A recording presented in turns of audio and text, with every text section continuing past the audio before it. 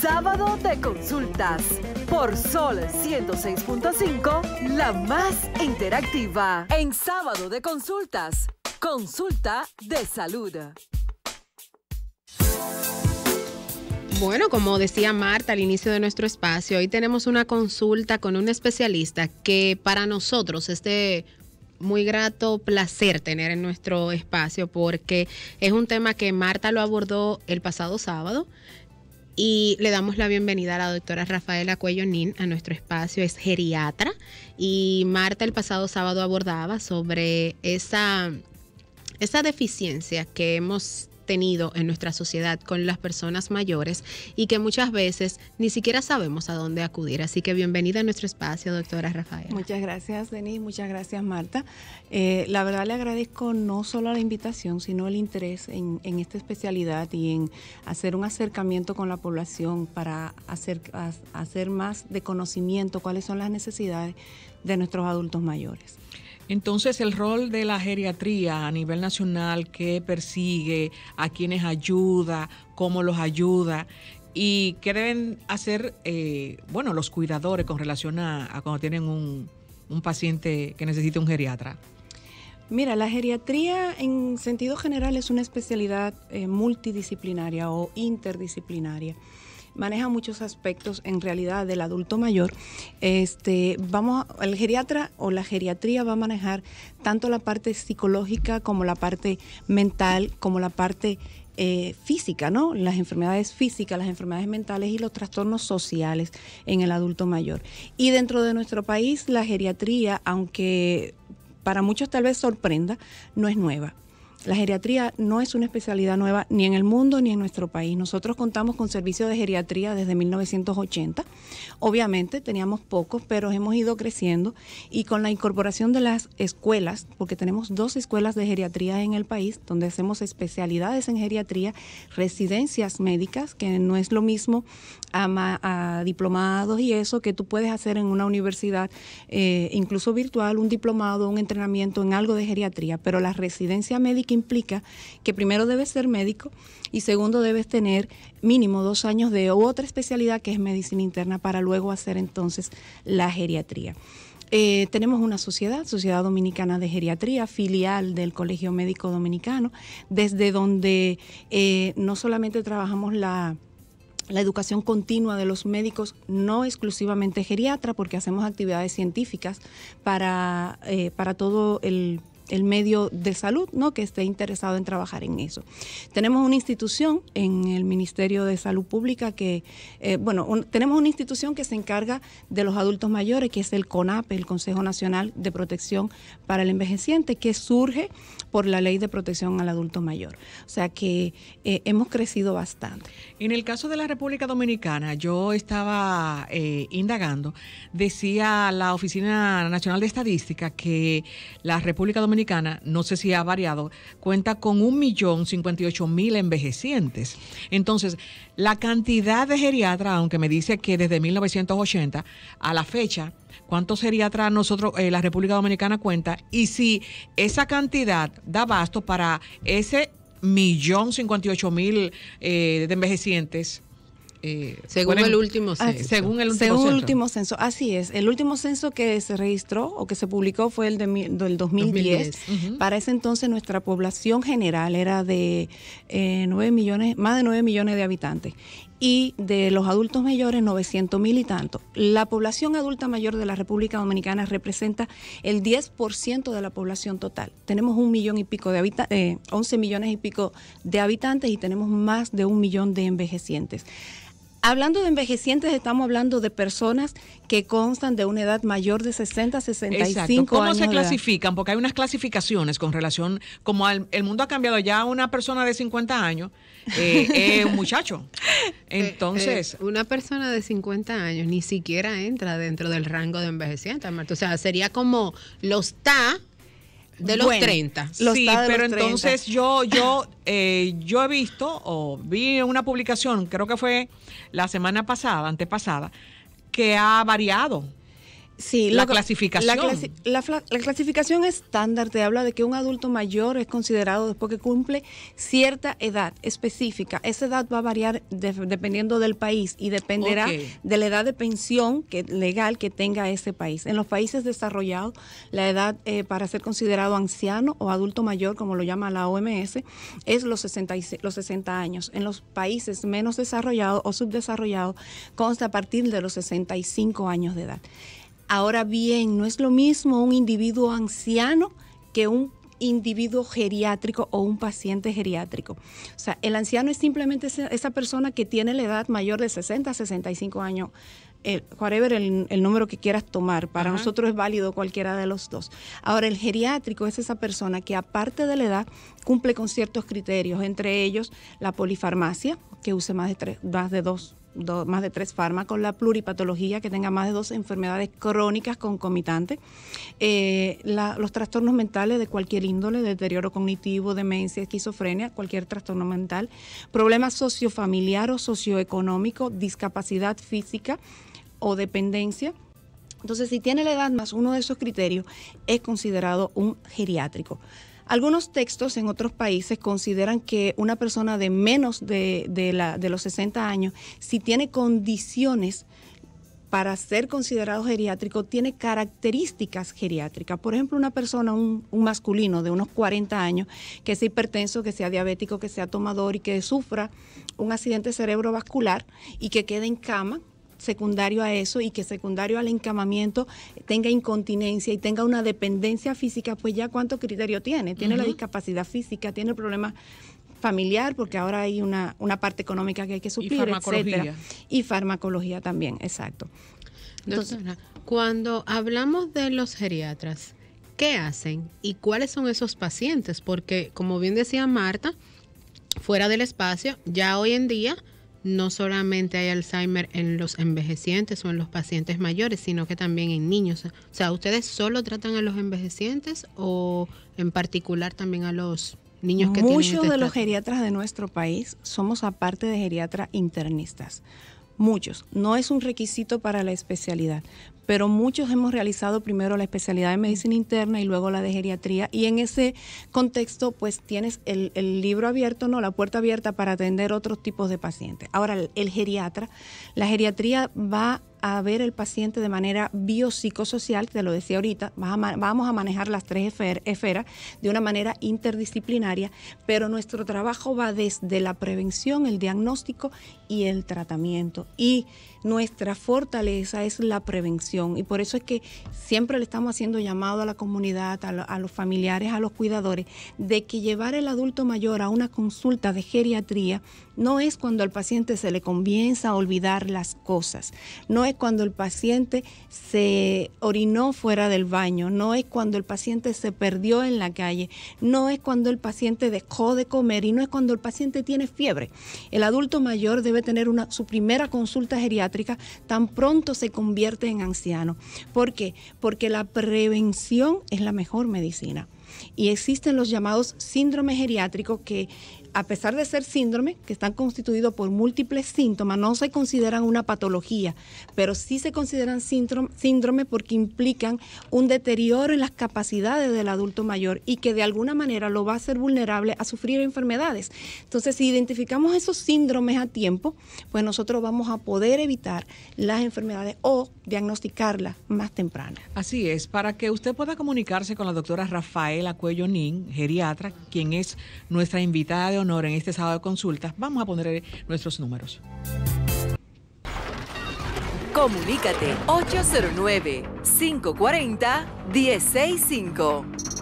1-833-610-1065 desde los Estados Unidos. Sol 106.5, la más interactiva. De regreso en el espacio, Marta. A través de las redes sociales nos consultan, doctora, si es necesario que un geriatra trate al paciente con Alzheimer antes de que lo visualice un neurólogo. Antes o después no tiene la relevancia. El paciente anciano con cualquier patología debe ser evaluado por un geriatra. La demencia el Alzheimer, hay muchas demencias, pero el Alzheimer, que es que más le llama la atención a la población, no es exclusiva del adulto mayor y tampoco es la única enfermedad que el adulto mayor puede tener. Pero si tienes un familiar o un paciente con una demencia, cual sea la demencia, o con cualquier otra enfermedad, debe tener la evaluación de un geriatra. Yo le preguntaba, doctora, con relación al 1.058.000 de envejecientes en la República Dominicana, ya que usted decía antes de la pausa, cómo que uno tiene que llevar al envejeciente antes de que presente diferentes patologías. Ahora, luego que ese envejeciente pertenece a esa geriatra, ese geriatra, en el caso de que ya mi envejeciente yo no lo pueda trasladar, ¿tiene la facultad ese geriatra de ir a mi casa? Porque hay situaciones con eso, cuando el adulto mayor tú no lo puedes mover de la casa para conseguir un médico que te vaya a la residencia. La visita domiciliaria o la atención domiciliaria, para hacerlo más amplio, porque Correcto. existen diferentes atenciones en domicilio, médicas, epidemiológicas, etcétera. La atención domiciliaria es a nivel privado voluntaria, a solicitud del paciente o del familiar y a disposición, obviamente, del médico, cualquiera que sea su especialidad. La geriatría maneja diferentes niveles de asistencia que son diferentes a los niveles de atención en salud primaria, secundaria que conocemos, y los niveles de asistencia en geriatría son las unidades de emergencia, la unidad de agudo, que es lo que nosotros conocemos como internamiento, los pacientes que se hospitalizan, la unidad de crónico, que es lo que llamamos asilo, no se llaman asilos, se llaman hogares o residencias para adultos mayores, y dentro de estas están de larga estancia, de mediana estancia, dependiendo si son permanentes o daycare o para el día solamente. También está la atención domiciliaria o la visita domiciliaria. La visita domiciliaria, como te decía, depende el requerimiento del paciente y de la disponibilidad del médico para la asistencia. No debe ser una atención de emergencia, porque no tendrás los medios para atender una emergencia en un domicilio. Correcto. La puede hacer, digamos que cualquier especialista que quiera hacer una atención domiciliaria, no es exclusiva del geriatra, la hacen mucho los médicos familiares, y a nivel público, en el sistema de salud, tendría el centro que tener una unidad geriátrica completa para ofrecer el servicio. Algunos centros hospitalarios lo tienen, en Santiago el Cabral Ibáez tiene la atención domiciliaria dentro de los servicios, pero son visitas programadas. En el caso, doctora, perdona Denisa, con relación al principio usted hablaba del Consejo Nacional para Envejecientes, CONAPE, y yo le comentaba que la visión, la misión y los objetivos son muy buenos, son muy bonitos, pero ¿qué tanto se están cumpliendo con relación a los envejecientes en la República Dominicana? Porque usted decía que luego que tiene también la capacidad de derivar a un paciente que esté en la calle, que tenga todas las características para entrarlo a un hogar, de llevarlo a ese hogar. Pero ¿cuántos hogares maneja el CONAPE que pueda trasladar a envejecientes que no tienen las condiciones de pagar algo privado y que lo atiendan con todo lo de la ley, como dice? El número de hogares, la verdad no te lo puedo decir. No sé cuántos hogares tiene CONAPE bajo su supervisión. Te puedo mencionar algunos. El San Francisco de Asís, que es el más grande que tenemos en el distrito, pero también tenemos en Boca Chica, hay un hogar de día que es como una estancia. Uh-huh. En Villamella hay otro en San Isidro, hay otro en Guerra. Muchos de ellos son dirigidos por monjas, ¿no? Por hermanas católicas, y el servicio que ofrecen se basa en eso. Obviamente faltan espacios. Faltan espacios porque tenemos una población donde más del 50% de nuestra población nacional tiene un nivel socioeconómico medio o bajo. Exacto. O sea, entonces no hay condiciones económicas para cubrir los servicios de un hogar privado. Un servicio de un hogar privado te lo preparan de acuerdo a planes. Así como tú contratas un plan de boda, tú contratas un plan de seguro médico. Exactamente, seguro médico, tipo de habitación, si incluye o no los fármacos, si incluye o no, o sea, los medicamentos que toma, si incluye o no los servicios de médicos de ese hogar privado, etcétera. Entonces eso va a depender. Ahora, espacio para la población envejeciente de bajos recursos sí nos hace falta. Pero yo creo que independientemente de CONAPE, nuestra sociedad ha crecido en ese sentido, en conocimientos, en oportunidades, en identificación de los problemas, y en eso estamos trabajando. En eso está trabajando la Sociedad Dominicana de Geriatría, y eso estamos trabajando todos los geriatras, tratando de ser portavoces para la población. Doctora, encontré 2 términos que se referían a la geriatría. Me gustaría que usted, como experta en el área, me identifique sobre qué atiende uno y qué atiende el otro. Geriatría y gerontología. Muchas gracias. La geriatría es rama de la medicina. Es una especialidad médica. La gerontología es una especialidad social, rama de la sociología y de la psicología, Facultad de Humanidades. Nosotros no tenemos escuela de gerontología en el país. Las residencias de geriatría que tenemos, las escuelas de geriatría son escuelas de geriatría. Sí reciben, y recibimos, porque yo soy formada en el país, algún entrenamiento en gerontología, pero no somos graduados con el título de gerontología. La gerontología trata la parte social, la parte económica, la disponibilidad, la familia, el aporte, el apoyo. Es como tú vas a un centro y tú buscas bienestar social. En una unidad de bienestar social de un centro hospitalario donde se incluye el servicio de geriatría, debe haber un gerontólogo, pero no tenemos muchos gerontólogos en el país. Entonces, cuando ustedes hacen la especialidad de geriatría, ¿salen como doctores en geriatrías? Magíster en geriatría. Magíster. Es una maestría. Sí. En el caso también, con relación a esto de lo que trabajan los gerontólogos, yo haciendo también comparando una comparación sobre CONAPE y sobre CONANI. Es decir, CONANI es una institución independiente. CONAPE es independiente. Es una institución autónoma. Autónoma.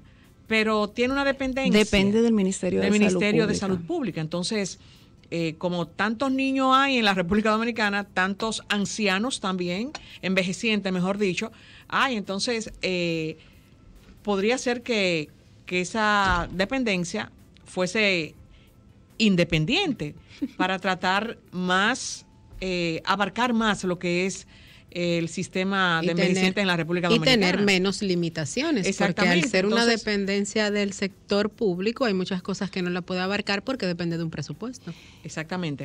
Hace unos años, CONAPE, o sea, cuando se creó CONAPE fue para darle autonomía. O sea, hace unos años era completamente la protección a los, porque CONAPE es Consejo Nacional de Protección al Adulto Mayor, era completamente dependiente de salud pública, del Ministerio de Salud Pública. Al salir por la ley de protección al adulto mayor, se crea el consejo, es para tener esa autonomía y trabaja autónomo. Trabaja autónomo y bueno, son muchas cosas, pero nosotros vemos muchas veces por las redes adultos mayores que viven de una forma sumamente precaria, donde no llega nada, que si no es a través de las redes o de movimientos, de instituciones, de grupos que se encargan de cambiarle la vida, bueno, y de muchas personas que también ayudan para eso. Y así uno se ve qué están haciendo y a veces uno se hace la pregunta, porque es de forma infrahumana que hemos visto abuelitos cómo viven. Abuelitos, niños, mujeres, sí. Lamentablemente es una situación social nacional. Y decíamos ahorita que no hay espacio, sí. O sea, no tenemos espacio, pero entiendo que sí tenemos interés y disposición y las cosas son al paso. O sea, hace 10 años no teníamos ni siquiera el consejo, entonces hace más de 10 años, pero se está trabajando. Es difícil identificar todos los sectores, cada punto de una población, un sector donde hay un envejeciente necesitado, para eso debe hacerse, que imagino que CONAPE lo hace, debe hacerse el levantamiento por zonas, pero también está CONAPE como institución donde la comunidad, la sociedad, el familiar puede acudir y solicitar no solo información, sino servicios y ayuda. Exacto. Con relación a los gerontólogos, están en la capacidad también de trabajar con los cuidadores, de darle también algunas referencias, o también los mismos geriatras con los cuidadores de los envejecientes, porque tanto los cuidadores necesitan incluso hasta cuidado cuando están atendiendo a un envejeciente. Y ahí mismo me pregunta, ¿han visitado la República Dominicana algunos gerontólogos de otros países con la finalidad de capacitar? No, con la finalidad de capacitar, no. Dando atrás a la pregunta, es trabajo del geriatra orientar y educar al cuidador. Sí, existe el síndrome de Burnet o el síndrome del quemador o el síndrome del cuidador, que es donde ese familiar o cuidador principal del adulto mayor tiene un agotamiento físico, mental, emocional y cae en enfermedades mentales, emocionales o físicas. Por eso el cuidador debe tener horarios, tener descanso, y no puede ser un cuidador único, no debe de ser un cuidador único, pero es el geriatra quien obviamente como médico le puede enseñar o le puede orientar a ese cuidador sobre dosificaciones, sobre cuidados, sobre movilización de los pacientes encamados, sobre prevención y cura y cuidado de las úlceras por presión o las úlceras por decúbito que llamaban anteriormente, sobre la enfermedad que tenga el paciente y sobre los cuidados en sentido general para ese envejeciente en su condición especial que tenga. Excelente, doctora. Nos ha encantado muchísimo esta visita. Esta no va a ser la última, es claro la primera, no. pero no será la última. Gracias. Y antes de despedirla, eso que usted decía, es bueno que le dé ya formal atención a los cuidadores. ¿Qué deben hacer? ¿Cómo lo deben hacer? Para que sea más sano ese encuentro o ese de tú a tú con el enfermo, con el adulto mayor, perdón. Las escuelas de enfermería dan ese tipo de entrenamiento. Hay enfermeras capacitadas, entrenadas para cuidar a adultos mayores. La Universidad Evangélica ha hecho cursos, no hay una carrera como tal, pero sí ha hecho cursos sobre cuidado del adulto mayor. Es cuestión de capacitarse, o sea, en tu carrera, en tu especialidad, en lo que tú te desenvuelves, capacitarte. Aprender nunca está de más. Aprender nunca está de más. Obviamente nosotros tenemos un gran número de cuidadores innatos, no capacitados, Sí. Porque el costo de un cuidador capacitado es muy alto. Es muy alto el costo de esto. Entonces las familias acuden a otro tipo de cuidadores innatos, como decimos, que aprenden, le enseñamos, el mismo familiar le enseña, y hay personas, como dice mi abuelo, que nacen con la flor de la auyama y hay personas que nacen con el instinto, y eso es un instinto. Sí, el exacto. Cuidar no es solamente una capacidad física, Exacto. es una capacidad mental y emocional, sobre todo si tú tienes la persona a quien tú cuidas está discapacitado, está encamado, está demente. Entonces tienes que tener ese amor. Aparte de conocimiento y capacidad, tienes que tener amor y paciencia para atender adecuadamente a ese paciente. Doctora, todos nuestros oyentes que quieran consultarse con usted, ¿cuáles son sus contactos y sus redes sociales? Bien, yo ofrezco mi consulta privada en CEDIGastro, Centro Diagnóstico de Gastroenterología, en el Ensanche Osama, en la zona oriental, segundo piso, consultorio número 6, 809-414-9805. Se puede comunicar y agendar cita. Me puede llamar directamente a mi celular 829-884-9189 y me puede encontrar en las redes sociales, aunque no soy muy de redes, pero sí me pueden encontrar en Instagram, en Rafaela Cuellonín. Bueno, doctora, muchísimas gracias. Nos vemos en otra entrevista y gracias por compartir con nosotros. Siempre a la orden y muchas gracias por la invitación. Vamos a una pausa.